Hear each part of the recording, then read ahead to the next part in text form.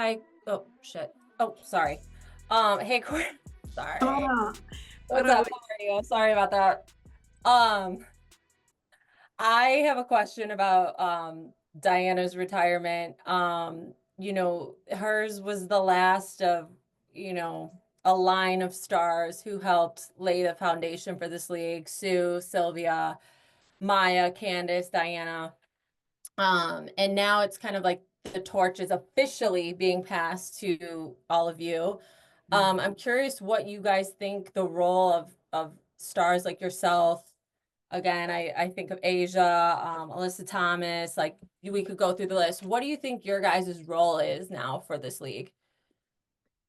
Honestly, I think we'll start off. Shout out Big DT, man. That was my vet when I came in as a rookie. Got drafted to Phoenix, and she definitely taught me so many things in a short period of time. So, shout out DT, man. I hope she really enjoyed her retirement. But honestly, I think the ones that's next, they just got to do what they've been doing, like play good basketball. Make sure they stay true to the game. I think that's really what it's about. Like go out and you give your best effort every time you touch the floor, and I think the rest is gonna fall in line. Um, but yeah, I think like you said, I think they laid down the foundation for just playing basketball, great basketball, showing up every day, working on their skills, honing their craft. And I think that's what you see in the ones after them doing, just making sure we keep giving a good product. And then just lastly, obviously the visibility of this league grew exponentially, or just the women's game in general grew exponentially over the last year. But I'm curious if the W and women's basketball as a whole had the eyes it has now, back when DT got drafted, like throughout the entirety of her career, what do you think people would have seen? Whereas maybe they only caught a glimpse of it in these last few years. What do you think they would have seen? I mean, I think they would have seen what we see now with Caitlin Clark. I think it just would have been done earlier. I think it was so many people that if they would have had the eyes, uh, the things that Caitlin Clark is doing now, I think we would have already seen it. Um, Hmm. but yeah, honestly, that's what I think. I think once you put a camera in front of everybody's face and you putting content out, and now we getting the coverage that we know we've been needing. Um, I think you seeing everybody that just love basketball locking in, because at the end of the day, if you love basketball, you gonna love basketball, right? Hmm. Like you sit up and you can watch basketball. And I think, like everybody been saying, now that we have people attention, the cameras is on. I think that's what you seeing now, the people showing up and the people supporting. Thanks, Courtney. So Ben? Um, I heard you went to Disney earlier this week. I guess what were your favorite rides? man, I'm not gonna lie. I didn't know Disney World ain't really have rides. Fee lied to me the whole time. Cause I asked Fee so many times, do they got roller coasters? Do they got roller coasters? Cause I remember going to Disney World when I was a kid, but I don't remember the roller coasters. And she kept telling me they got mad roller coasters. And I only got on two. And they wasn't roller coasters. They was like they ain't have like that suspenseful go up and then just drop. It was like, but the two rides I got on was cool. It was a good time, man, and it was free. So shout out to Unrivaled, man. I go anytime, anytime it's free, I'm there. I was gonna say what like I guess there are only two roller coasters, but what is it like just doing that with other people in the league? Like, were there any funny moments of people getting scared or yelling or I was running through the park with it was me, my girl, T, Natisha Hyman, and Ray Burrell, Dejanay. So T was scared, bro. T do not like rides. She got on and we had to beg her the whole way through and keep her uplifted, but she do not like roller coasters. Gotcha. And then last one for me is just, you've obviously been here since early January, and it's so unique to have so many players like from different teams all over women's basketball in one space. Just what were you missed most about just like being around everyone, every day, the kind of social aspects when all this is over in, just a few weeks' time? I mean, we won't get that much time before we go right back into the W. And I love my teammates there too. So honestly, I'm good. I'm gonna need that little break to just reset, be around my family, just my dogs, and not have no obligations. And then get right back active with the W. So I ain't gonna be missing too much of nothing. I'm gonna be enjoying my me time. Sounds good. Thanks, Court. So Chris? Hey, Courtney, Chris from the Chris Gunther Show. Thanks for taking this quick time out.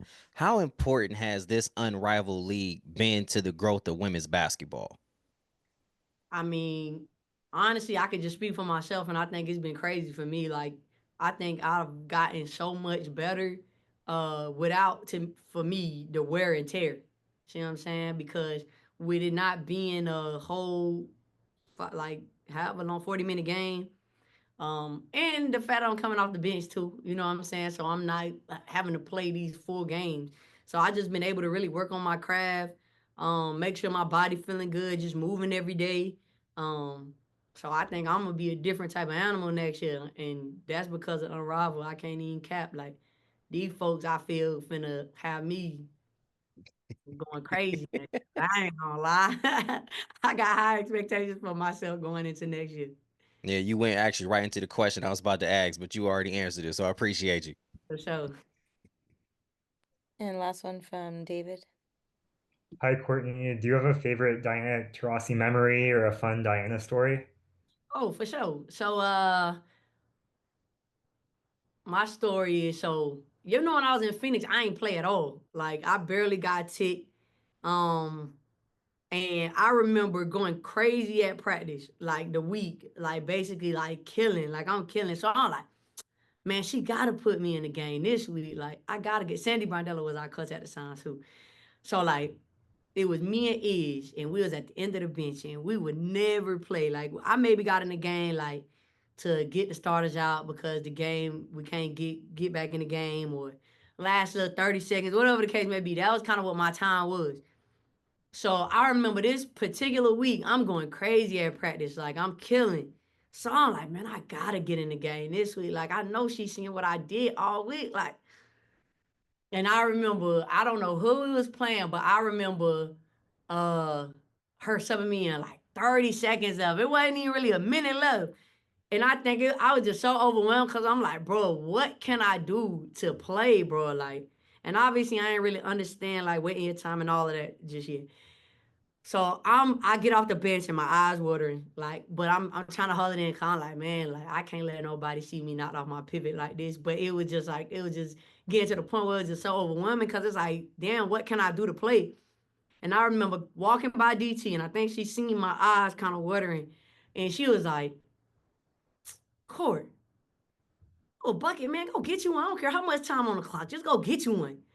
And that changed everything for me. That just put that pride back in my chest. And I'm like, man, you're right. I'm finna go get me one. I'm finna go get me one. It don't even matter. So that's my DT story, man. She don't even realize that changed everything for me because I was kind of like down on myself a little bit. And then I feel like when she said that to me, it clicked like, man, you a pressure pack. Just go get you one. You can't control what you can control, bro. So shout out my big homie DT, man. Thank you, Courtney. For sure. And Appreciate oh, just one more, sorry, quickly from Oh, Ben. I lied. Sorry. Sorry. Nah, you Um, good. What up? Obviously, I'm sure there are many stories like Mm. this of you making people laugh or smile at Unrivaled, but is there one like funny interaction you've had with players you might not normally interact with during the WNBA season? I don't know, prank, joke, dance, yeah, All anything. these folk, all these folk, man. If you ain't on my team, I probably don't have the interaction because I don't really talk to a lot of these W folk. I ain't gonna lie. Like I keep it usually with my teammates, and that's kind of it. But I mean, other than the folks that I played with, like AT, Naj, like folks that I done played with, Marina, honestly, everybody. We've been vibing. It's been good vibe for me, anyways. I can only speak for me. But I've been vibing. I've been enjoying everybody. So I say that to say I can't give you like a specific moment, but I done had an interaction with everybody and it been smooth. I'm sure everyone has a story about interacting with you, so Well, that's love. thanks, Kurt.